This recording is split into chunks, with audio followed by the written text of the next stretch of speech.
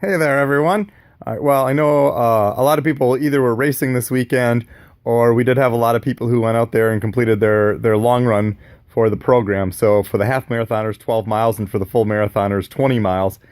So I'm going to let you in on a little bit of a secret. From a coaching standpoint, a lot of us coaches have seen that really from a physical standpoint, to run a half marathon, if you're doing your training and you get up to a 10 mile run and you're able to do that comfortably, then you're set. You're ready to go for a half marathon.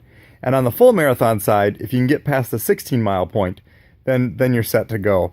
But a lot of people, that 20-mile run is a lot of people. That's a traditional marathon run, and then 12-mile training run for a half. And the reason we actually put those into the training program isn't for the physical benefits of it. It's more for the mental benefits of it. There's just something from a full marathon hitting that 20 that sometimes it takes people from a mental aspect to believe in themselves once they hit that 20.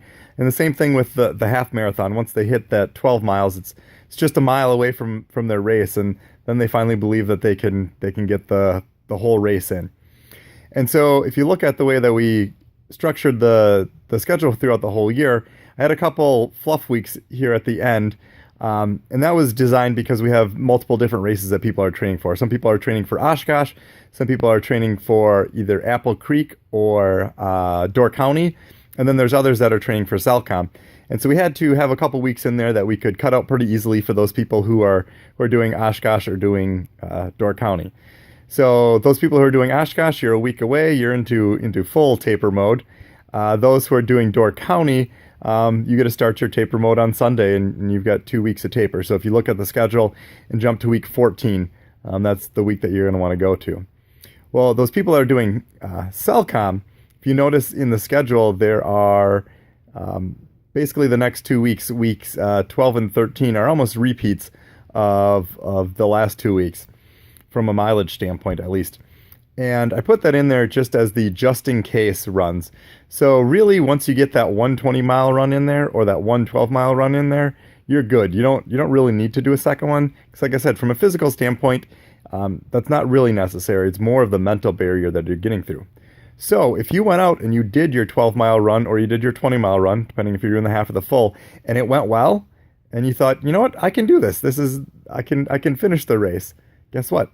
When we get 2 weeks from now, we're going to cut back on that. So on the schedule, it may say 12 miles or 20 miles, but we're actually going to cut those down to either a 10-mile run or a 16-mile run. If you're watching this video, you get actually the little sneak peek at that.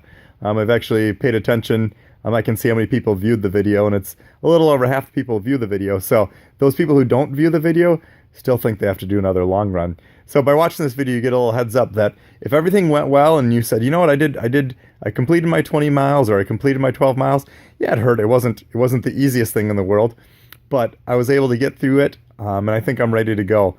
Then we get to cut back a little bit on that second one, and focus more on starting our taper and getting us into that peak for training purposes.